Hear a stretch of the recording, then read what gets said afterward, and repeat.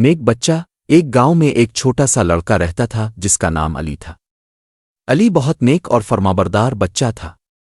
وہ ہمیشہ اپنے والدین کی باتیں مانتا تھا اور ان کا احترام کرتا تھا۔ علی کا ایک دوست تھا جو اکثر علی کو باری باتوں میں ملوث کرنے کی کوشش کرتا تھا۔ ایک دن علی کا دوست کہنے لگا، علی چلو ہم باغ سے پھل چوری کرتے ہیں، یہ مزے کا کام ہے۔ علی کو یہ بات سن کر بہت حیرت ہوئی۔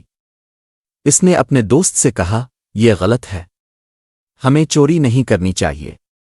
اگر ہم چوری کریں گے تو اللہ ناراض ہوگا اور ہمیں سزا ملے گی۔ لیکن اس کے دوست نے زور دیا، کوئی ہمیں دیکھے گا نہیں، کوئی ہمیں نہیں پکڑے گا۔ علی نے کہا، اللہ ہمیں ہر وقت دیکھ رہا ہوتا ہے اور میں ایسا کوئی کام نہیں کرنا چاہتا جس سے اللہ ناراض ہو۔ علی نے اپنے دوست کی بات نہیں مانی اور گھر چلا گیا۔ اگلے دن جب علی کے دوست نے باغ سے پھل چوری کیے تو وہ پکڑا گیا اور اس کے والدین نے اسے سخت ڈانٹ پلائی۔ علی نے اپنے دوست کو نصیحت کی، دیکھو میں نے تمہیں پہلے ہی کہا تھا کہ چوری کرنا غلط ہے۔ ہمیں ہمیشہ صحیح راستے پر چلنا چاہیے، چاہے کوئی ہمیں نہ دیکھے، لیکن اللہ ہر وقت ہمیں دیکھ رہا ہوتا ہے۔